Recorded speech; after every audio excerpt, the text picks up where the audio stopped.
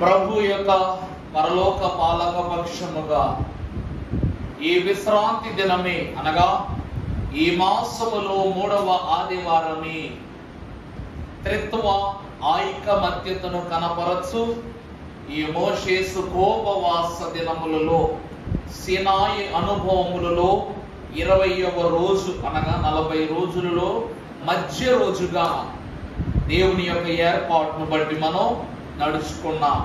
నిన్నటి దినమున వాక్యములో మనం తెలుసుకున్న మాట, 3వ నెలలో 10వ స్థలమైన సినాయి పర్వతమునకు వాళ్ళు వచ్చినట్లు ఈ 3వ వారముతో ఈ సినాయి పర్వత అనుభవాలను సంపాదించే సగము రోజులను మనము కూడా పూర్తి చేశాము. దేవునిలో పరిపూర్ణతలో సగ భాగాన్ని రాకడ అనుభవాన్ని మనం అందరం సంపూర్తి చేసుకున్నాము కనుక ఈ 3 ఆదివారాల దీవెన, త్రిత్వమై ఉన్న దేవుడు మరి పరిపూర్ణముగా తదుపరి దినముల దీవెన మీకు పోషణ భారముగా అనుగ్రహింపచేయును గాక. ఆమేన్. దేవుడు మీకు తోడయ్యుండును గాక. దేవుని యొక్క వాక్యమును ఈ ప్రాముఖ్య దినమున కొన్ని ప్రాముఖ్య సంగతులను జ్ఞాపకం చేసుకుందాము. అంశవాక్య భాగము ప్రారంభము నుండి చదువుకున్నట్లయితే, దేవుడు ఆజ్ఞలన్నీ వివరించి చెప్పెను, నేనే దాస్య గృహమై ఉంటున్న ఐగుప్తు దేశములో నుండి నేను వెలుపలికి రప్పించి తిని, నేను తప్ప వేరొక దేవుడు నీకు ఉండకూడదు. పైన ఆకాశమునందనే గాని క్రింది భూమి అందే గాని భూమి క్రింద ఉండు నేల యందునే గాని ఉండేదే రూపమైనట్టును నీవు చేసి కొనకూడదు. చాలండి, చిన్ని ప్రార్థన చేసుకుందాం. పరలోకమునకును భూలోకమునకును మధ్యవర్తిగా దిగి వచ్చిన పరిశుద్ధుడు అయిన దేవా, భూమికి ఆకాశమునకును మధ్య నడుమనున్న సినాయి పర్వతముపై ప్రత్యక్షమై 10 ఆజ్ఞలు కలిగిన పరిశుద్ధమైన రాతి పలకలను మోషేకు అందించిన దేవా, ఈ దినమున ఈ సినాయి అనుభవపు దినములలో మధ్య దినములోనికి చేర్చబడినటువంటి మాకు మధ్యవర్తిగా మీరు ఏ పరిపూర్ణ వాక్కులను బయలుపరచుదురో ఆ బయలుపడిన వాక్కులను బైబిల్ మిషన్ బోధ ద్వారా మాకు సంగ్రహింపజేయమని, జ్ఞానమునకు మూలము, రక్షణకు ఆధారము, పరిపూర్ణ మోక్షమునకును పాత్రుడై మమ్ములను పరమునకు కొనిపోవు 2వ రాకడ వాక్యముల చేత అలంకరించుటకు మా మధ్యకు దిగి వచ్చి ఉన్న ఆత్మ పోషకుడైన యేసు నామమున వినయముతో వేడుకొని ప్రార్థిస్తున్నాము తండ్రి. ఆమేన్. పరమదేవని బంధనాజ్ఞల్ భక్తితో గైకొను జనులకు నిరంతరమును కృప నిలచియుండును. యెహోవానీతి తరముల పిల్లలకునుండును.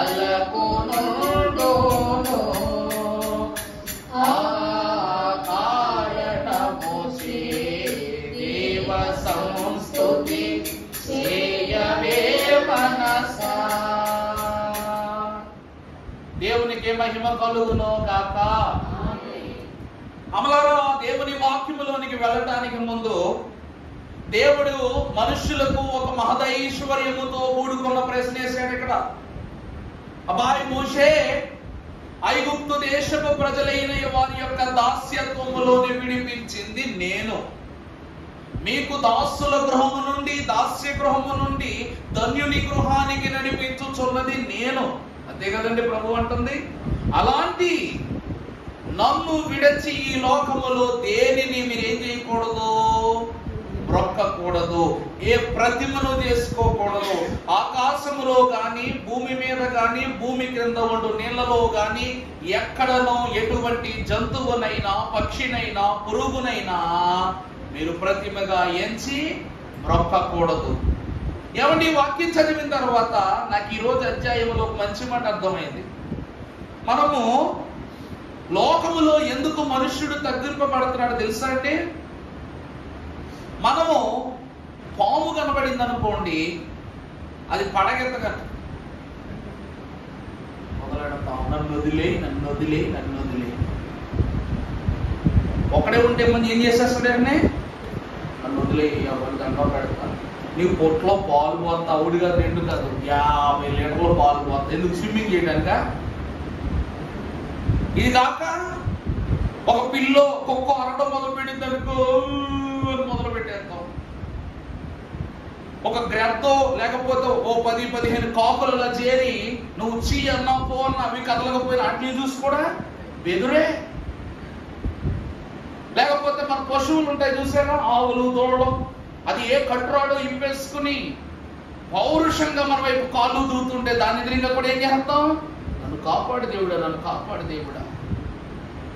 పాలిచ్చే దాని దగ్గర భయం, పాలించే వాటి మీద భయం, కాటేసేవా అంటే భయం, కుట్టేవంటే భయం, తిట్టేవంటే భయం, అన్నీ భయాలే.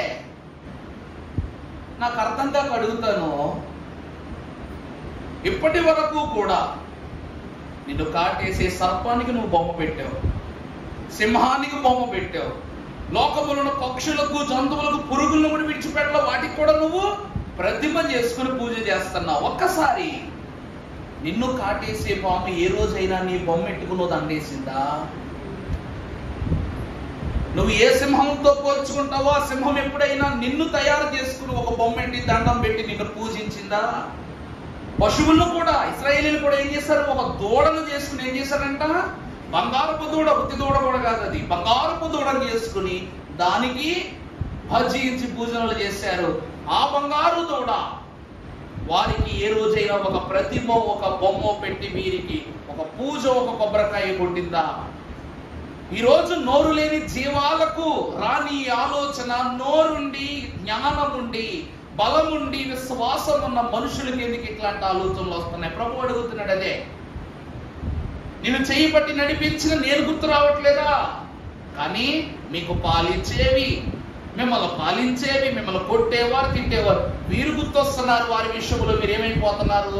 లక్ష్య పెట్టబడుతున్నారు.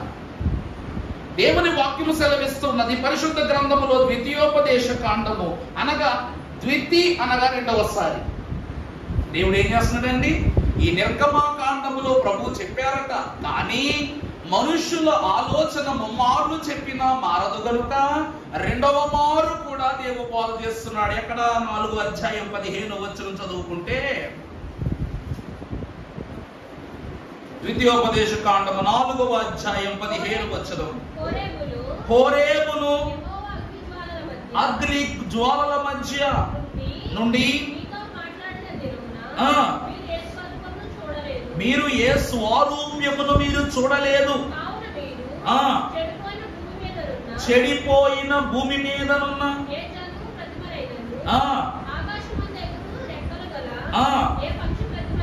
అయినను నేల మీదన ప్రాకు ఏ పురుగు యొక్క ప్రతిమనైనను, భూమి క్రింద నుండి నీళ్లు ఎందని ఏ చేప ప్రతిమనైనను, ఆడు ప్రతిమను గాని మగ ప్రతిమను గాని ఏ స్వరూపమును కలిగిన విగ్రహమును మీ కొరకు చేసుకొనబడకుండునట్లు ఆకాశము వైపు కనులెత్తి చూచి సర్వాకాశము క్రిందనున్న సమస్త ప్రజల కొరకు పంచిపెట్టిన వాటిని నమస్కరించి వాటిని మీరు బహు జాగ్రత్త పడుడి. ఎంత గొప్ప మాట! 1-2 చరణాలు కదా, వరుస పెట్టి వచ్చినాలు ఏం చెప్తున్నాయి చూసారా? నేను సృజించిన వాటిని బట్టి, నేను కలుగు చేసిన వాటిని బట్టి, రేపు మీకంటే ముందు చావబోయే వాటిని బట్టి, నీ చేతిలోనే చంపబడే వాటిని బట్టి నువ్వు అతిశయపడుతున్నావు. అర్థమైందండి? అర్థమైందా? మనిషి ఈ భూమి మీద తినలేని వస్తువు ఏమని చెప్పండి? తినలేని వస్తువు ఏముంది? మనిషి అన్ని తినేస్తున్నాడు. తోటి మనిషిని కూడా తినేసే రోజులు వచ్చేసినాయి ఈ రోజుల్లో. పాములు ఎప్పుడో అయిపోయింది పాముల చరిత్ర. మనుషులు కూడా తినేస్తున్నారు. మీకు తెలవదా? న్యూస్ ఛానల్ ఆన్ చేసి హ్యూమన్ మీట్ అని కొట్టామనుకోండి, ఏ ఏ దేశాలు మనుషుల యొక్క అనగా నరమాంసాన్ని భక్షించే వారు ఎవరున్నారో వారి మీద ఒక స్క్రిప్చర్ వికీపీడియా బయటకు వచ్చేస్తుంది. మనుషులు ఎట్లా అయిపోతున్నారంట? ఎందుకంటే మనిషి చికెను మటను ఈ స్టేజ్ దాటిపోయి ఇంకా ఎక్కడికో వెళ్ళిపోయాడు. అవి దాటిపోయి ఇంకా పైకి వెళ్ళిపోయాడు. ఎంత వెళ్ళిపోయాడంటే తోటి మనిషిని భక్షించే స్థితికి వెళ్ళిపోయాడు. కానీ వాక్యం ఏమంటుందంటే మీరు అన్ని తినేస్తారు, చివరికి మరలా వాళ్ళ బొమ్మలే చేసుకుని ఏం చేస్తారంట? నా దేవా, నా ప్రభువా, నన్ను ఏలినవాడా, నన్ను పాలించిన వాడా అని వానికే ప్రతిభ చేసుకుంటారంట. ఈ చిన్న కథ చెప్తున్నాను, దయచేసి ఏమనుకోవద్దు. ఆ కాలంలోనట పాండవులు కౌరవులు కథ మీకు తెలుసు కదా. 5 అన్నదమ్ములు, 100 అన్నదమ్ములు. ఈ అన్నదమ్ములలో 5 పాండవులలో చివరిగా ఒక సహోదరుడు, సహదేవుడు అనే సహోదరుడు ఉండేవాడట. ఈ సహోదరుడు, ఈ 5 సహోదరులు అడవిలో వారి జీవితాన్ని కొనసాగిస్తున్నప్పుడు వాళ్ళ తండ్రి అయిన పాండురాజు చనిపోయాడట. పాండురోగముతో అనగా అనారోగ్య పరిస్థితి, ప్రతి అవయవము ఉళ్ళి కృషించిపోతే మానసిక ఒత్తిడి వేదనతో పాండురోగం వచ్చి చనిపోయాడట. చనిపోతే తన తండ్రిని దహనము చేయుటకు అన్నలైన 4 కట్టెలు తీసుకురావటానికి అడవిలోకి వెళ్ళారంట. మరి నాన్నగారి శవాన్ని ఏం చేయాలి? కాపలాగా వేయాల. అందువలన చిన్నవాడైనటువంటి సహదేవుని అక్కడ కాపలా పెట్టారంట. పెడితే ఏ మృగము కానీ ఏ జంతువులు రాకుండా ఈ తమ్ముడు చుట్టూ తిరుగుతున్నాడు. తిరుగుతుంటే కాసేపటి తర్వాత ఒక చిన్న చీమ వచ్చిందంట. ఒక చీమ వచ్చి వాళ్ళ నాన్నగారి చేతి మీద కరిసిందంట. చనిపోయిన వాళ్ళ నాన్నగారి చేతిని ఏం చేసింది? అలా చిన్నగా కరిసిందంట. కరవగానే దానికి ఎక్కడ లేని కొండంత బలం వచ్చి వాళ్ళ నాన్నగారి దేహాన్ని ఆ చీమ ఎత్తుకుని తీసుకెళ్ళిపోతుందంట. ఆ చీమకు బలం వచ్చి ఏం చేస్తుంది? ఇంకా ఆ దేహాన్ని తీసుకెళ్ళిపోతాం మొదలెట్టిందంట. అప్పుడు ఈ తమ్ముడు, ఈ సహదేవుడు ఇవన్నీ చూశాడనమాట. అమ్మో, ఈ చీమ ఏంటి నాన్నని ఇట్ట కరవగాని ఎంత బలం వచ్చేసింది, మా నాన్ననే తీసుకెళ్ళిపోతుందని ఆ చీమను అక్కడి నుండి గెంటేసి, అప్పుడు మా నాన్నలో ఎంత బలముందో, మా నాన్నలో ఎంత బలముందో, మరి బలమంతా కట్టెలకు కాలిపోవడానికి ఎవరు ఇష్టపడతారా? ఎవరు ఇష్టపడరు. కాబట్టి అన్నయ్యలు వచ్చే లోపు తమ్ముడు కాళ్ళ దగ్గర మొదలెట్టాడంట తింటాం. అరికాల దగ్గర నుండి కబ్బ కబ్బ కబ్బ కబ్బ కబ్బమంటూ సగం తినేసాడంట. తండ్రిని ఏం చేశాడండి? బట్టనీళ్ళ దగ్గర మొదలు పెట్టాడు తింటాం. ఎందుకంటే అంత బలవంతుడు తన తండ్రి. ఒక చీమకే అంత బలం వచ్చేసిందంటే మొత్తం తినేస్తే నాకెంత బలం వచ్చేస్తుందో అని ఏం చేశాడంట? బట్టనీళ్ళ దగ్గర కొరకడం మొదలు పెట్టాడంట. సగం తినేసాడంట. అన్నయ్యలు వచ్చేలోపు పూర్తిగా తినేస్తాడనుకున్నారు, కానీ ఒక ఋషి వచ్చి అట్ట చేయకూడదని ఆపేసాడంట. అర్థమవుతుందండి? నేను చెప్పిన కథ అర్థమవుతుందా? మనుషులు ఎట్లా తయారయ్యారంటే ఎట్లా తయారవుతుంది. యేసుక్రీస్తు ప్రభు కొంతమంది అడుగుతారు, అదేంటండి మరి మీ యేసుక్రీస్తు ప్రభు వారు తన శరీరాన్ని రొట్టెతో పోల్చుకుని తినమన్నాడు కదా, ద్రాక్షరసాన్ని రక్తముతో పోల్చుకుని తినమన్నాడు కదా, మరి అది కూడా నరమాంస భక్షమే కదా అంటే, ప్రభువునందు దేవుని ప్రియబిడ్డలారా, ఆయన రొట్టెను తన శరీరముతో, అమూల్య శరీరముతో పోల్చాడు. కానీ మీ పాప శరీరములో ఉన్న ప్రతి దెబ్బ ఎవరు తిన్నారంట? ప్రభువే తిన్నారు. ఆయన అమూల్య దేహము రొట్టెగా మార్చి మనకిచ్చాడు. మన పాప జీవితపు పరిస్థితులను అలా ఆయన దేహం మీద గాయాలుగా పోసాడు. ఇచ్చి పుచ్చుకొనుట అంటారు దీన్ని. ఈ దినమున వాక్యములో సినాయి అనుభవములోనికి వచ్చిన దేవుని వాక్యము కూడా సెలవిస్తూ ఉంది. మీరు ఏ వస్తువులనైతే ఉపయోగించుకుంటున్నారో వాటినే పూజిస్తున్నారు. ఇప్పుడు దేవుడు సినాయి పర్వతము మీద అగ్నిగా ప్రత్యక్షమయ్యాడు, కానీ అగ్నిలో ఏ రూపము కూడా కనబడలేదు. అదే కదండి ద్వితీయోపదేశకాండంలో ప్రభు అంటున్నాడు. చదువు తల్లి ఆ మాట. హోరేబులో యెహోవా అగ్ని జ్వాలల మధ్య నుండి మీరు ఏ స్వరూపమును ఆ స్థలాన్ని చూడలా. మనిషిని చూడలేదు, లేక స్త్రీని చూడలేదు, ఒక జంతువును చూడలేదు, వేటిని మీరు చూడలేదు. కనుక మీరు ఈ భూమి మీద ఎట్టి దానినైనా, చేపైనా, ఆకాశములో తిరిగే పక్షి అయినా, భూమి మీద తిరిగే జంతువైనా, నీటిలో తిరిగే చేపలైనా, అది కాక పురుషుడైనా స్త్రీ అయినా దేనిలా కూడా ప్రభుని ఏం చేయకూడదు, పోల్చకూడదు. ఆదాము గారు కూడా అలా కనుక్కొని ప్రభువుతో పోల్చుకునేవాడేగా. చెప్పండి, ఆదాము గారు అంట జిరాక్స్ కాపీ అంట ప్రభువుకి. దేవుడికి ఆదాము గారు ఎవరండి? Xerox copy. 100 జిరాక్స్ కాపీలు కలిసినా కూడా ఒక ఒరిజినల్ అవుద్దా? దేవుడు అన్నందుకు యేసుక్రీస్తు ప్రభు వారు కూడా పరిశుద్ధాత్మ వలన గర్భము ధరించి మానవ మాతృనిగా ఈ లోకానికి వచ్చాడు కనుక ఆయన కూడా తండ్రితో సమరూపాన్ని కోరుకోలేదు.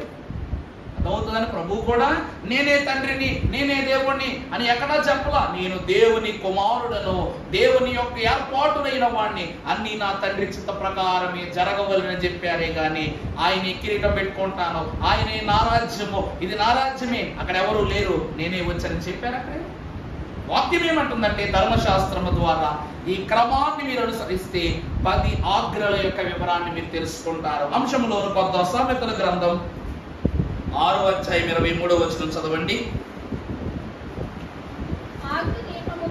అమ్మా, ఉపదేశము వెలుగుగాను ఉండును, శిక్షార్థమై ఉన్న గద్దింపును. వాక్యం ఏమంటుందంట? దేవుడు పరలోకముల నుండి దిగి వచ్చి ఇచ్చిన 10 ఆజ్ఞలను గురించి వాక్యం అంటుంది. ఆజ్ఞ దీపముగాను, ఉపదేశము వెలుగుగాను ఉండును, అలాగే శిక్షార్థమైన గద్దింపులు జీవ మార్గములు. పరిశుద్ధ వాక్యము యొద్దకు వచ్చిన వారలారా, దేవుడు ఎప్పుడు పడితే అప్పుడు తన చేతి వ్రాతను వాడలేదు. చాలా ప్రాముఖ్యమైనటువంటి పరిస్థితుల్లోనే దేవుడి చెయ్యి పనిచేసింది. మొదటిగా ఆదామును సృజించుటకు చెయ్యి వాడాడు. కానీ ఆదాము యొక్క నూతన సృష్టి విషయములో దేవుడు చేతిని వాడాడు, కానీ వ్రాత విషయములో 7 మార్లు తన యొక్క హస్తాన్ని వాడతాడని వాక్యం సెలవిస్తుంది. 7 మాటలు త్వరగా చెప్తాను. మొదటిగా మనము చూసినట్లయితే మనకు తెలిసిన ఇప్పుడు సినాయి పర్వతము పైన 10 ఆజ్ఞలను పలకల మీద వ్రాసిన వ్రాత, మొదటి వ్రాత.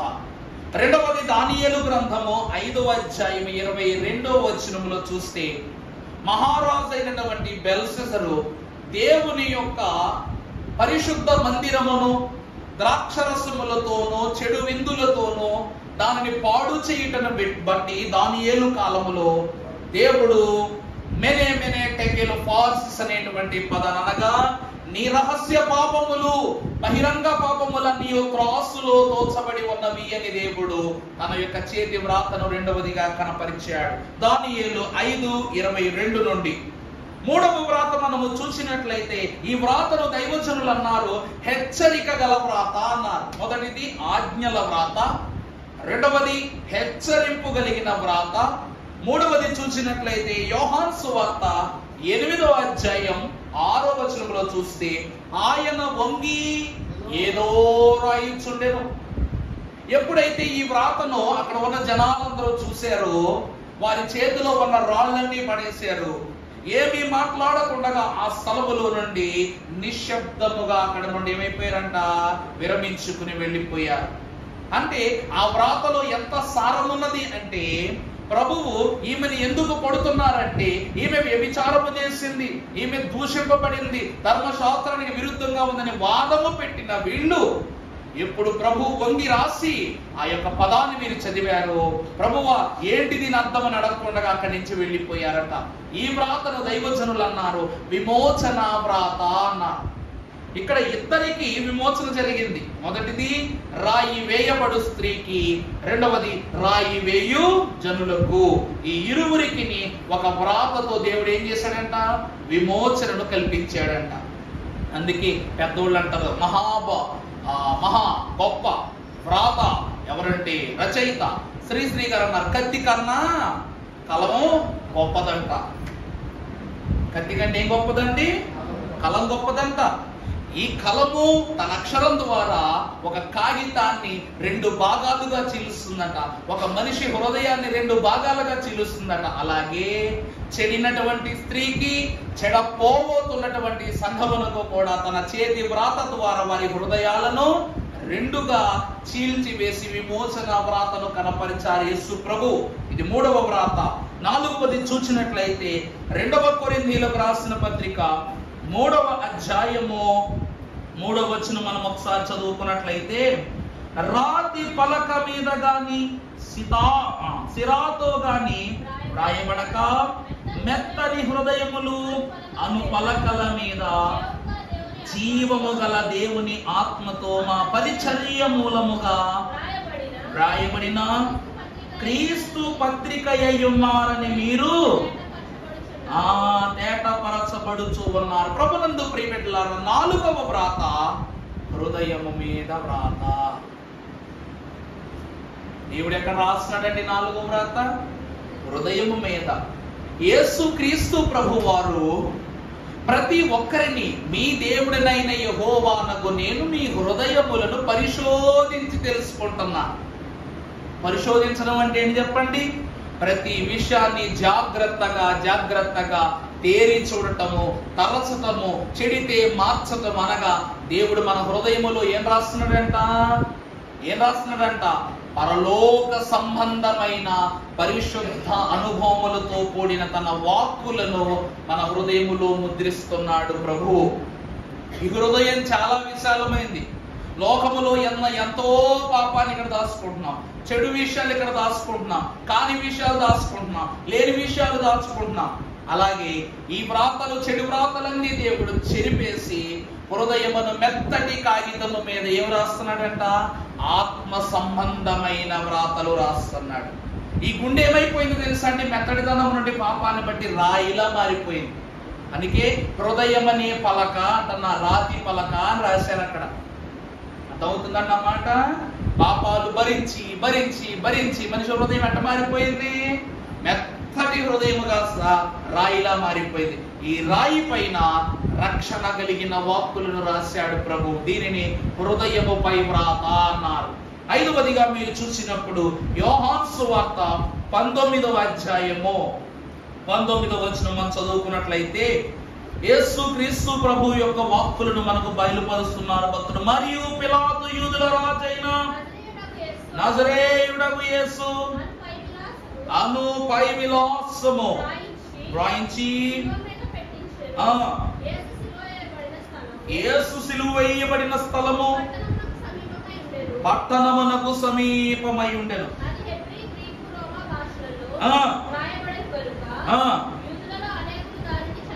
చాలండి.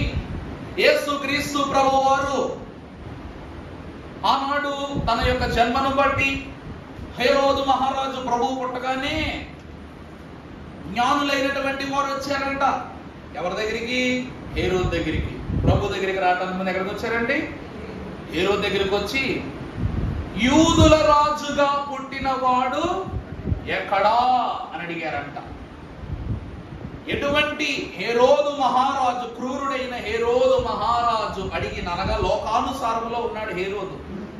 ఆ లోకములో ఉన్న వారి దగ్గరికి వచ్చి యూదుల రాజుగా పుట్టినవాడు ఎక్కడా అని అడిగిన ప్రశ్నకు, జనన కాలములో అడిగిన ప్రశ్నకు సమాధానము పిలాతు ఎక్కడ రాయించాడంట?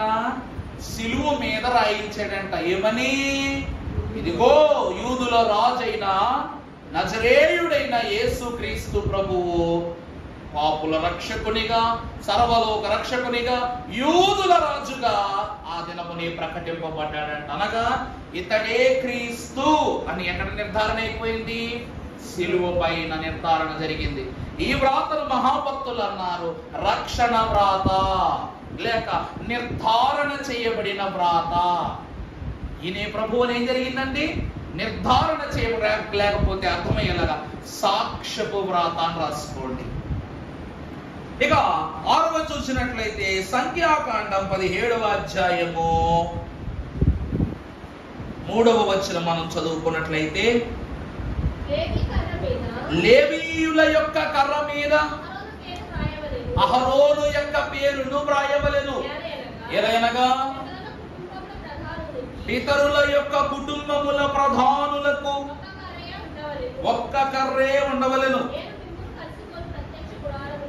నేను మిమ్ములను కలుసుకునేటువంటి ప్రత్యక్ష గుడారములో శాసనముల ఎదుట వాటిని ఉంచవలెను. ప్రభునందు ప్రియబిడ్డలారా, ఈరోజు మనం చీటీ వేస్తూ ఉంటాం.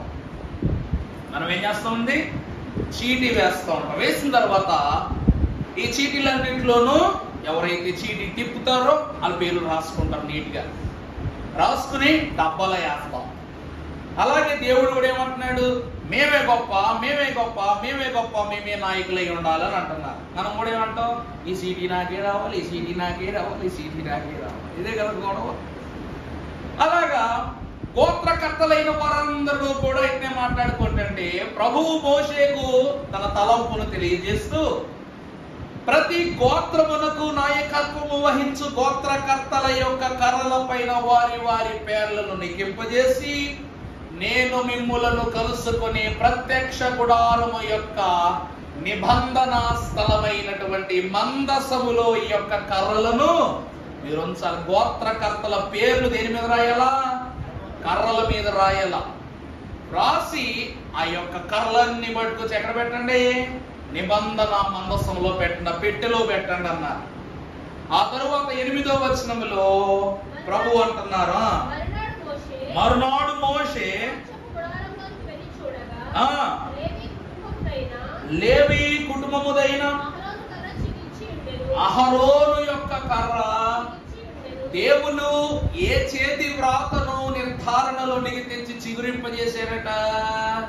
అహరోను యొక్క కర్రను, అనగా లేవి గోత్రము యొక్క కర్రను చిగురింపజేసి పువ్వులు, ఆ యొక్క చిగురులు దానికి పరిశుద్ధపరుస్తూ దేవుడు అనుగ్రహించారట. ప్రభునందు ప్రియబిడ్డలారా, అహరోను పరలోక దేవుని యొక్క యాజకత్వ వ్రాతపరుడుగా ఆ దినమున నిర్ధారణ చేయించబడ్డాడు. కానీ ఆనందం ఏంటో చెప్పనండి, చీట్లు వేసేటప్పుడు ఫస్ట్ కలిపిన చీటి ఎవడ కొత్తదో వాడు ఆనందం ఉంటుంది. చూడండి బాబు, మామూలుగా కాదు కదా. నిజమా కాదండి? చీటి ఈరోజే మొదలెట్టాం, అప్పుడు మామూలుగా ఉండదు. వద్దు వద్దు అనుకున్న ఎన్ని పనులున్నా పక్కన పెట్టి వచ్చేస్తారు ఫస్ట్ చీటికి. అప్పుడు అందరూ చుట్టూ ఉంటారు, ఎవరికొచ్చుద్దో ఎవరికొచ్చుద్దో. ఊళ్ళు ఊరిపోతూ ఉన్నప్పుడు ఎవడకి రాగానే అబ్బా కొట్టాడయ్యా జట్ పట్టు అంటాం. అట్లాగా దేవుని యొక్క మందసములో దాచబడిన ఈ అహరోను కర్ర చిగురించుటను బట్టి సమస్త గోత్రములు లేవి వంశమును చూచి హర్షించుట, నాయకత్వ అంతస్తులోనికి వారిని చేర్చుకొనుట ఆరంభమైంది. ఈ వ్రాత చిగురింప చేసిన వ్రాత. ఈ వ్రాత ఏ వ్రాత అండి? చిగురింప చేసిన వ్రాత, నాయకత్వాన్ని ఇచ్చిన వ్రాత ఇది. అది అందుకే దేవారాత్రములు ధ్యానించువాడు ధన్యుడు, అతడు నీటి కాలువల యారన నాటబడినదై ఆకు వాడక తన కాలమందు ఫలమిచ్చు చెట్టు వలె. అహరోను వంశము దేవునిలో ఎలా సాగిపోయిందంటే ప్రియులారా, ఆకు వాడని స్థితిలో ఫలమిచ్చే చెట్టు వలె అహరోను వంశం అంతయు దేవునిలో సాగింది. అందుకే ఎంత వేదం వచ్చినా బాధలు వచ్చినా కూడా దేవుని యొక్క పనిని విడిచిపెట్టడానికి అహరోను వంశం ఇష్టపడాల. అందుకే క్రొత్త నిబంధన కాలములో కూడా జకరియా కుమారుడు ఘనుడై ఉన్నటువంటి యోహాను మహాభక్తుడు కూడా ఎట్లాగట, దేవుని కుమారునికి అభిషేకము చేసి బాప్తిస్మం ఇచ్చి ప్రతిష్ఠించుకునే అంతస్తును దేవదేవుడు ఇచ్చారు. మరి ఆనాటి దీవెన పోకుండా ఉంటుందా? అర్థమైందా? అహరోను యొక్క మనవరాలైనటువంటి ఈమె ఘనతను ప్రభావమును స్థిరపరుచుకుని దేవుడు ఘనముగా వాడుకున్నాడు ఎలిజబెత్ అమ్మగారు. దేవుడు ఎంత కనుడో చూసారా? లేవి వంశానికి ఇచ్చిన భాగ్యం అది. ఇదిగో తన వంతు కొద్ది తను వెళ్ళి జకరియా ధూపం వేయటానికి వెళితే జకరియాకు ఆ దినమున ప్రత్యక్షమై దోపు చెప్తుంది, నీ భార్య గర్భమున దేవుడు తన ప్రత్యక్షతను కనపరుస్తున్నాడు. అంటే ప్రభువు జన్మకు ముందే ప్రభువును ప్రతిష్ఠించగలిగే ఒక పరిశుద్ధుణ్ణి దేవుడు గర్భములో స్థిరపరిచాడు. మీకు వాక్యంలో కూడా చెప్పారు, జకరియా వంతు, దూత గొంతు, ఎలిజబెత్ గంతు, ఎలిజబెత్ సంతోషం, చివరిగా యోహాను గంతు. చెప్పాను, గుర్తుందా మీకు? జకరియా తన వంతు కొద్దీ ధూపం వేస్తానికి వెళ్ళాడు. దూత ఎప్పుడైతే చెప్పిందో పరుగున వచ్చేసాడంట ఈ బాట. భార్యకి చెప్పాడు, దూత వెంటనే దూత యొక్క గొంతినబడింది అనమాట, దీవెన. అక్కడ నుండి పరిగెత్తున భార్యకి చెప్పగానే వెంటనే సంతోషం వచ్చేసింది, సంతు అంటూ. చివరికి ఈ మాటలన్నీ తనలో ఇముడ్చుకున్న ఎలిజబెత్ అమ్మగారు ఎప్పుడైతే యేసుక్రీస్తు ప్రభు తల్లిని చూచిందో ఆ దినమున గర్భములో ఉన్న శిశువు ఏం చేశాడంట? గంతులు వేసాడంట. ఎంత గొప్ప ఆశీర్వాదాలు! పదాలను కలిపి చూస్తే వాక్యమంతా నాదే అనిపిస్తుంది. ఈ వాక్యమంతా నాదే అనిపిస్తుంది. మనం ఎప్పుడైతే దాన్ని పరిపూర్ణంగా అనుభవించలేమో అప్పుడు ఈ వాక్యం నాది కదా అనిపిస్తుంది. కొంతమంది అంటా ఉంటారు, పాస్టర్లు చెప్పిన వాక్యాలు మీటింగుల్లో ఈ వాక్యం అసలు నాకే చెప్పినట్టు ఉంది. అంటే నీ పక్కన ఉన్న వాళ్ళు మనుషులు కదా, నీ పక్కన ఉన్న వాళ్ళు పిల్లలు లేదా, నీ పక్కన ఉన్న వాళ్ళు కుటుంబాలు లేవా, నీ పక్కన ఉన్న వాళ్ళకి ఇల్లు లేవా, వాక్యాలు లేవా, సమస్యలు లేవా, శోధనలు లేవా? ఆ ఒక్కలకే వాక్యం అనిపిస్తుంది, నీకు అనిపించట్లేదు అంటే నువ్వు ఒప్పున్నావు. నువ్వేం చేస్తున్నావు అక్కడ? ఒప్పున్నావు. తేరి చూస్తే ప్రతి చిన్న విషయములోనూ దేవుని వ్రాత నీపై రాసిందే కనబడద్ది. చివరి మాట చూసినట్లయితే ప్రకటన గ్రంథం 3వ అధ్యాయం 5వ వచనము, జయించువాడు అలాగున జీవ గ్రంథములో నుండి అతని పేరు ఎంత మాత్రము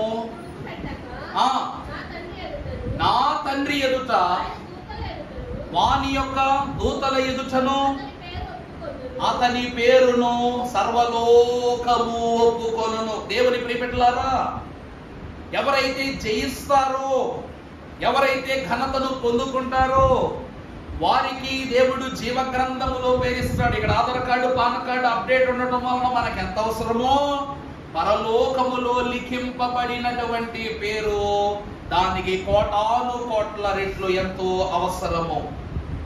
ఈ పేరు చెరగకుండా దేవుడు ఏమిస్తానన్నాడు తెలుసా? రాతి పైన నీ పేరును చెక్కిస్తానన్నాడు. అర్థమవుతుందని? ప్రభు దేని మీద చెక్కిస్తానన్నారు? తెల్లని రాతి పైన నీ పేరు ప్రభువే చెక్కుతారట. అది ఎవరును చెరపనటువంటి వ్రాత, నీకు తప్ప పరులెవ్వరికి కనబడని వ్రాత, నిన్ను పరిశుద్ధుడిని ముద్ర వేసే వ్రాత, దేవుని చేతి వ్రాత.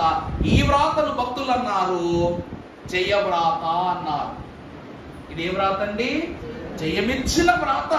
నువ్వు గెలిచావు అని చెప్పడానికి ఏం రాశారంట? ఆ పేరు రాశారంట. ఆ కాలంలో రాజులు, మహారాజులు ఏం చేసేవారంటే పలు రాజ్యాలను గెలిచి ఆయా దేశాలను వారిలో కలుపుకుని వారి వారి విగ్రహాలు అక్కడ ఏం చేసేవారు? నిలబెట్టుకోవటమో లేకపోతే శిలాస్తూపం వేయటమో చేసేవారు. ఈరోజు మన సర్దార్ కాటన్ బ్యారేజ్ ఉంది. తరాలు మారినా, పరిస్థితులు మారినా, ప్రభుత్వాలు మారినా కూడా ఆ డ్యామ్ మీద నుంచి కాటన్ గారి యొక్క పేరు తీసేయడం మన పనవుద్దా? ఎంత పెద్ద సీఎం అయినా కానివ్వండి, పిఎం అయినా కానివ్వండి, ప్రెసిడెంట్ అయినా కానివ్వండి, ఆయన పేరు తీయగలిగే సత్తా ఎవరికైనా ఉందా? ఒప్పుకోరు. అలాగనే రాజ్యాంగము అంబేద్కర్ గారు రాశారు కాబట్టి దానిని మార్చివేయడానికి ఏం లేదు, అధికారము లేదు. దేవుని యొక్క ఏర్పాటును బట్టి దేవుని చిద్విలాసములో చేర్చబడిన సంఘమైన మన వ్రాతలను దేవుని దైవజనుడు ఫాదర్ దేవదాసయ్య గారు రాసిన ఈ పరిశుద్ధ పుస్తకములను కూడా సర్వసాధారణమైన మనము కూడా ఏం చేయలేము, మార్చలేం. కారణం ఏంటంటే దైవజనుడు ప్రభువు చెప్తే రాశారు. ఆయన వ్రాసిన వ్రాతలు అనుసరించడము తప్ప సరిదిద్దగలిగే శక్తి మనకు లేదు. ఎందుకంటే దేవుడు తప్పు చెప్పడు, దేవుని దాసుడు తప్పు రాయడు, దేవుని సంఘము తప్పు అనుసరించదు. అదే దేవుని వాక్యం అంటుంది. ఈ 7 విషయాల్లో దేవుడు తన వ్రాత చూపించాడు. ఇంత అద్భుతమైన వ్రాతలు వ్రాసిన దేవుడు 10 ఆజ్ఞలను చాలా అంటే చాలా జాగ్రత్తగా రాశాడంట. ఓ రోజంతా కష్టపడి. అర్థమవుతుందా అండి? సీనాయి మీదకు వెళ్ళిన మోషే గంటలో వచ్చాడా, అరగంటలో వచ్చేసాడా? ఒక దినమంతయు ఆ స్థలంలో ఉన్నాడు. దేవుని ఎక్కడున్నాడు ఎక్కడ వెతుకుతూ.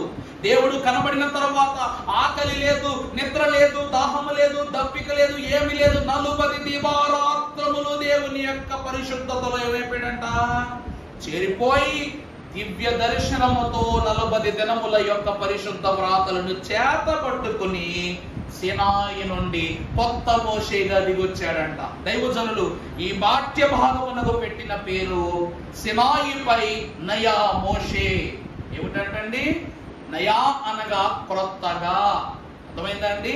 సినాయి మీదకు వెళ్ళినది పాత మోషే, దిగి వచ్చినది ఏ మోషే? కొత్త మోషే. అలాగే ఈ సన్నిధి కూటముల ద్వారా దేవుని ఏర్పాటులోనికి మనం పాతవారిగా వచ్చాం, కానీ తిరిగి ఎలా వెళతాం? మన గృహాలకి క్రొత్త జనముగా తిరిగి వెళతాం. దేవుని యందు ప్రియబిడ్డలారా, చాలా క్లుప్తంగా ఈ మాటలు త్వరగా ముగించేస్తానని, సమయం ఎక్కువ పట్టుకు ఒక 10 నిమిషాలను ముగింపు అయిపోద్ది. పరిశుద్ధ గ్రంథముల నుండి మొదటి ఆజ్ఞ మనము చూస్తాము. 6వ వచనం చదువు వంశపాఠములో 20వ అధ్యాయం 6వ వచనం. నన్ను ప్రేమించి నా ఆజ్ఞలన్నీ గైకొను వారికి 1000 తరముల వరకు. దేవుని యందు ప్రియబిడ్డలారా, మొదటి ఆజ్ఞ ప్రభువును బట్టి ఏం తెలియజేస్తుందంటే, నా ఆజ్ఞలను గైకొను వారికి, నన్ను అనుసరించు వారికి నేను ఇవ్వగలిగే మొట్టమొదటి శ్రేష్టమైన దీవెన 1000 తరముల దీవెన, ఇహమందైనా పరమందైనా. మరి ఇంత గొప్ప దీవెన మనము హెబ్రీ పత్రికలో చూస్తాం. అరే, ఇంత గొప్ప సాక్షి సమూహం అనేటువంటి మాట మనం వింటాం. సాక్షి సమూహము అంటే వర్ధిల్ల చేయబడినటువంటి అంతస్తులో ఉన్న సమూహము, దేవుని ఇష్టజనము, దేవుని ప్రణాళికను నెరవేర్చిన జనము. దైవజనులు దేవదాసయ్య గారు అన్నారట, ఓ సాతానా, ఇదిగో నీకు సవాలు విసరటానికి దేవుడిచ్చిన గొప్ప శక్తిని నీ మీద విడిచిపెడుతున్నాను. ఇదే వధువు సంఘము, దానిని నువ్వు నశింపజేయలేవు, నీ ప్రయత్నము విఫలము, సంఘమునకు జయము అన్నారంట. ఎందుకంటే వధువు సంఘము తెచ్చిపెట్టే దీవెన 1000 తరముల దీవెన. అర్థమైందండి? అందుకే దావీదు మహాభక్తుడు కూడా నీ సన్నిధిలో ఒక దినము గడుపుట 1000 దినముల యొక్క శ్రేష్టత్వాన్ని ఇస్తూ ఉంది అన్నారు. దేవుని ఆజ్ఞలను గైకొనుట 1000 తరముల దీవెన కావాలంటే మొట్టమొదటిగా కీర్తనకారుడు 9వ అధ్యాయంలో రాశాడు, దుష్టుల ఆలోచన చప్పున నడవకూడదు. రెండవది, పాపుల మార్గమున నిలవకూడదు. అపహాసకుడు కూర్చుండే చోటన అస్సలు కూర్చోకూడదు. ఈ 3 విషయాలు చేసిన వ్యక్తి 4వ విషయం ఏం చేయాలంట? యెహోవా ధర్మశాస్త్రమునందు ఆనందించుచు, తర్వాత దివారాత్రములు దానిని ధ్యానించువాడు ధన్యుడు. అప్పుడే ఈ దీవెన 1000 తరముల దీవెన. అతడు ఆకు వాడక తన కాలమందు, ప్రతి కాలమందు కూడా ఫలమిచ్చు చెట్టు వలె ఉంటాడట. ఇదే దేవుని నిబంధన. ఇదే ప్రభువు తొలి ఆజ్ఞగా విశ్వాస జనమునకు దేవుడిస్తున్న గొప్ప దీవెన. ఇక 2వ ఆజ్ఞ చూసినట్లయితే కీర్తనల గ్రంథం ప్రారంభ అధ్యాయం చదువమ్మ, ప్రారంభం నుంచి 7వ వచనం చదువు. వంశవాక్యం, నీ దేవుడైన యెహోవా నామమును వ్యర్థముగా నీవు ఉచ్చరింపకూడదు.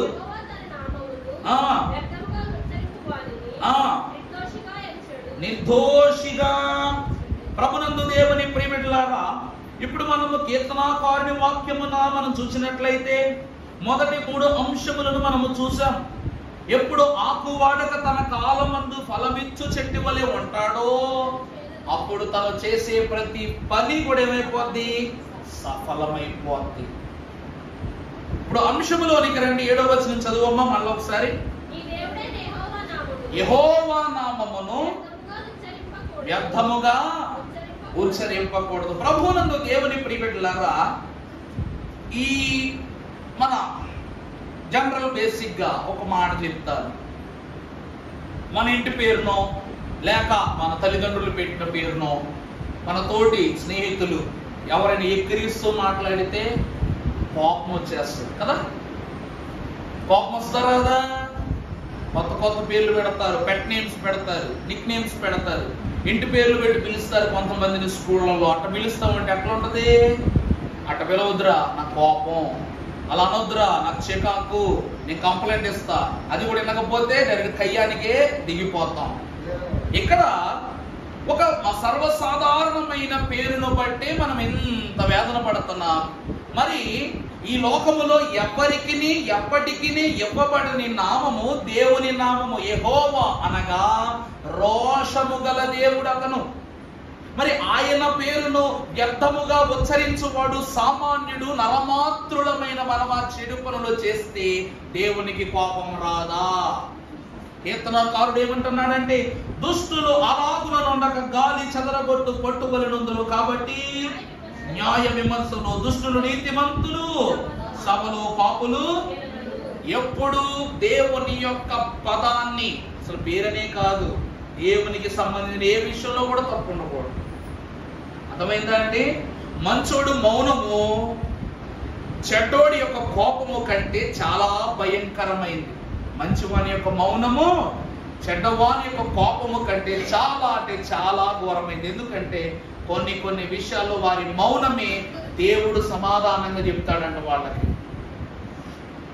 ఆ కాలంలో కొవ్వూరు షాలిం రాజయ్య గారు, మా పెదనాన్న గారు, ఒక కొత్తగూడెం ప్రాంతంలో సేవ చేసినప్పుడు, అప్పుడు నేను బాగా వారితో కొత్తగూడెం చాలా వరకు వెళ్ళేవాడిని. చాలా మంది ఆయన మీదకు ఇట్లా దండెత్తి వచ్చారనమాట. ఆయన కొత్తగూడెం చాలా పెద్దది, కానీ సంఘం తక్కువగా ఉండేవారు. తెలంగాణ ప్రాంతం, ఏజెన్సీ ప్రాంతం కాబట్టి ఆలయం చాలా పెద్దది. ఆయన వాక్యం చెప్తూ ఉంటే ఒక చోటట ఏం జరుగుతుంది, కన్స్ట్రక్షన్ జరుగుతుందంట. ఎవరు ఇల్లు కట్టుకుంటున్నారనమాట. జరుగుతుంటే ఈ సౌండ్ వాళ్ళని ఇబ్బంది పెడుతుందంట. ఇల్లు సరిగా కట్టలేకపోతున్నారని మనుషులు వచ్చారు గొడవ పెట్టుకోవడానికి. గొడవ పెట్టుకోవడానికి వచ్చి గొడవ గత్తర చేశారంట. చేస్తే అప్పుడు ఆయన అన్నారనమాట, ఏమీ నేను మిమ్మల్ని అనలేదు, మిమ్మల్ని బాధ పెట్టలేదు, మీరు నా మీదకి రావడం సరికాదని చెప్పారు. అయినా సరే వారు గొడవ పెట్టుకోవడానికి వచ్చేసరికి పెద్దనాన్నగారు ఒక మాట అన్నారన్నమాట, నేను మీతో అక్కడ తేల్చుకుంటాను అన్నారు. ఏమన్నారండి? నేను మీ గురించి మీతో మాట్లాడను, కానీ నేను మీ గురించి ఎవరి దగ్గర మాట్లాడతాను? ప్రభుతో మాట్లాడతాను. ఈ విషయాన్ని నేను ప్రభు దగ్గర తేల్చుకుంటాను అన్నారంట. వాళ్ళకి ఇంకా నోళ్ళు లేవలేదు, చేతులు లేవలేదు. ఎక్కడి నుంచి వచ్చారు అక్కడికి? కామ్గా వెళ్ళిపోయారు.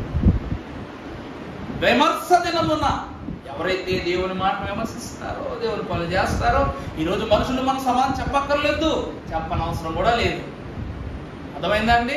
ఆ రోజు రాగానే నీతిమంతులు, విమర్శ చేసిన పాపులు నీతిమంతులు సభలో నిలవరు. ఎంత పట్టుదిట్టంగా ఈ వాక్యం భక్తుడు చెప్తున్నాడంటే జాగ్రత్త పడాలి ఈ మాటల విషయంలో. రెండవ ఆజ్ఞ, దేవుని మాటలు ఎక్కడా కూడా మనం ఏం చేయకూడదు, వ్యర్థంగా వాడకూడదు. దేవుని నామాన్ని ఉచ్చరించే విషయంలో బహు పౌరుషంగా ఉండాలి, జాగ్రత్తగా ఉండాలి. మూడవదిగా మనం చూసినప్పుడు ప్రసంగి గ్రంథము 5వ అధ్యాయం మొదలు వచ్చి చదువమ్మా.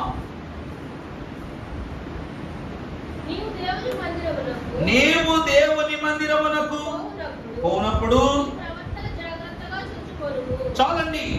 మనము చూసినట్లయితే అంశ భాగములో 7వ వచనము 8వ వచనం, విశ్రాంతి దినమును పరిశుద్ధముగా ఆచరించుటకు జ్ఞాపకము ఉంచుకొనము. మూడవ విషయం ఏమిటంటే దేవుని ఆలయానికి వచ్చేటప్పుడు ప్రవర్తన సరిగా చూసుకోవాలి. ఎట్లా పడితే అలా కూర్చోకూడదు, ఎట్లా పడితే అలా మాట్లాడకూడదు, ఎప్పుడు పడితే అప్పుడు విసుక్కోకూడదు. విసుక్కునే ఉద్దేశమే ఉంటే గుడికి రావద్దు, బొమ్మం కాడే కూసో. ఇది నేను అంటున్న మాట కాదు, ఆది నుండి ఈనాటి వరకు భక్తులు అంటున్న మాటే. దేవుని వాక్యము రెండంచుల వాడిగల ఖడ్గం. అది ధన్యుడు బోధించిన అన్యుడు బోధించిన ఒకే భావాన్ని ఇస్తుంది తప్ప భావజాలాలు మారిపోవు.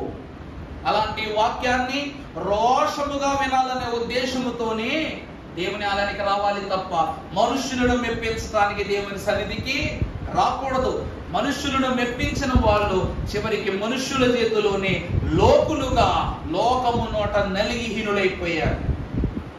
అందుకే దేవుని ఆలయానికి వచ్చేటప్పుడు మన ప్రవర్తన సరి చూసుకోవాలి. నిజమే, మన ప్రవర్తన ఎలా ఉండాలంటే సరిగా కూర్చోవటము, బైబిల్ సరిగా పట్టుకోవడం ఇది కాదు ప్రవర్తన.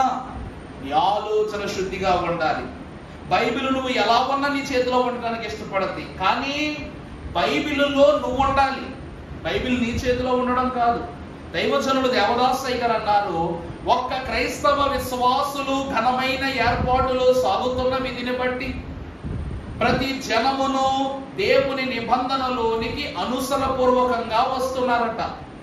ఈరోజు మనము మన యొక్క పనులను జాగ్రత్తగా జరిగించాలి, అందరికీ ఆకర్షణీయముగా జరిగించాలి, దేవుని చూపించాలి, దేవునికి అందించాలి, దేవుని మాటలను ప్రతి ఒక్కరికి పంచిపెట్టాలి. అంతే కదండి. ఊరికినే గుడికి ఎందుకు వస్తామమ్మా? ఊరికినే గుడికి ఎందుకు వస్తాం? ఇక్కడ బీచ్ మిఠాయి పంచి పెడతారా? పప్పలు పెడతాం ప్రతిసారి. పిల్లలకు ప్రతిరోజు చాక్లెట్ ఇస్తే ఇంకేమీ కొనరా అని అడిగే తెలివితేటలున్న పిల్లలు ఉన్నారు ఈ రోజుల్లో. మరి వాక్యాహారము ప్రతినిత్యం అందిస్తా ఉంటే దీని మీద ఎందుకు విసుగు కలగట్లేదు? నేను ఎందుకు రావాలి, ఎందుకు కూర్చోవాలి అనే మనసు నీకు ఎందుకు కలగట్లేదు? ఎందుకో తెలుసా? వాక్యాన్ని నువ్వు చేత్తో ఇట్లా, వాక్యమే నిన్ను మోస్తుంది. అవుతుందన్నమాట. చంకలో నువ్వు బైబిల్ పెట్టుకుని వస్తున్నావే, బైబిల్ నువ్వు ఇట్లా నీ గుండెలో ఉన్న ప్రతి భారాన్ని కూడా ఈ బైబిల్ మోసుకొస్తుందంట, గుడిదాకా మోసుకొస్తుంది. కొన్నిసార్లు బైబిల్ చూడగానే అమ్మో ఈరోజు ప్రార్థన బాబు పరిగెత్తాలని కంగారుతో చూసారా మీరు ఎప్పుడైనా? బైబిల్ దేవుని ఆలోచన చప్పున నీ ప్రవర్తన సరిచేసేది. ఆ కాలము ఈరోజు మారిపోయినాయి, కానీ బోల్డ్ అని బైబిల్లో వచ్చేసి ఈ రోజుల్లో. ఒకప్పుడు బైబిల్లో చూడాలంటే 2 కళ్ళు సాలేవి కాదు. పాస్టర్ గారి దగ్గర బైబిల్ ఉండటమే గొప్ప. మార్టిన్ లూథర్ కింగ్ గారు ఏం చేశారు? మహానుభావుడు. పత్రిక సేవ చేస్తూ ఆ కాలంలో పాప క్షమాపణ నిమిత్తం కరపత్రాలు అమ్మేవారు, అంతే కదమ్మా. అవి కొనుక్కుని అందులో వచ్చే పరిస్థితులను బట్టి అమ్మో అయ్యో అంటూ ఉండే లోకంలో బ్రతికేవారు. గొలుసుల మధ్యలో బైబిల్ బంధించేశారు రోమా ప్రభుత్వం వాళ్ళ కాలంలో. అందువలన బైబిల్ కంటికి కనబడని ఒక చెప్పండి విలువైన వస్తువుగా చేతికి ఆనందనటువంటి అంత దూరములో ఉండేది. ఈరోజు అన్నిటినీ తెచ్చుకుని దేవుడిని చేతిలోకి వచ్చేసాడంటే నువ్వు ఎంత విశ్వాసం ఆసక్తి చూపించబోతే దేవుని దగ్గరికి వస్తాడు. అవుతుందన్నమాట. అక్కడి నుండి నీ చేతిలోకి వచ్చింది. నీ చేతిలోకి వచ్చిన బైబిలే నీ చెయ్యి పట్టుకుని ఎక్కడ దాకా తీసుకెళ్ళుదంట? పరలోకం దాకా తీసుకెళ్ళి. మరి అలాంటి బైబిల్ గురించి నువ్వు చెడుగా చెప్పటం భావ్యమా? చెప్పండి. ఈ బైబిల్లో ఉన్న పలుకులలో ఒక్కటంటే ఒక్కటి కూడా లోకానుసారంగా ఉండదు. లోపమును గురించి చెప్పటానికి ఇది మనుషులు రాసినది కాదు, దేవుడు వ్రాత, దేవుని వ్రాత, చెరగని వ్రాత, నీ పాపాలు చెరిపేసే వ్రాత. నిత్యము నిన్ను చేటుదనము నుండి నీటైన బాటలోనికి నడిపించే జీవపు ఓట. 3 ఆజ్ఞలయ్యాయి. సమయం కూడా లేదు కాబట్టి తదుపరి ఆజ్ఞలు రేపటి దినాన జ్ఞాపకం చేస్తాను. ప్రభునందు ప్రియబిడ్డలారా, ఒకటి గమనించండి. దేవా, నా హృదయాన్ని పట్టుకో, నన్ను పట్టుకో, నా ఆలోచనలు పట్టుకో, ప్రతి విషయంలోనూ నువ్వు నన్ను పట్టుకునే ఉండు. నేను విడిచిపెట్టిన నీ చెయ్యి మాత్రం నన్ను విడిచిపెట్టకూడదని దేవునికి అప్పగించు. నువ్వు విడిచిపెట్టవు, దేవుడు విడిచిపెట్టడు. అది దేవుని యొక్క ప్రభావం. దైవజనుడు దేవదాసయ్య గారు అన్నారు, దేవుడిని ఆసక్తిగా అడిగితే ఏ శక్తి నిన్ను ఏం చేయలేదంట. అర్థమైందండి? ఆసక్తిగా దేవుడిని నువ్వు అడిగితే నిన్ను ఏ శక్తి కూడా ఏం చేయలేదంట. అందుకే ఆ శక్తి కలిగిన నీకు శక్తిమంతుడైన దేవుడు శక్తిని అనుగ్రహింపజేసి నీ చుట్టూ మేలైన కార్యములు జరిగించును గాక. ఆమేన్.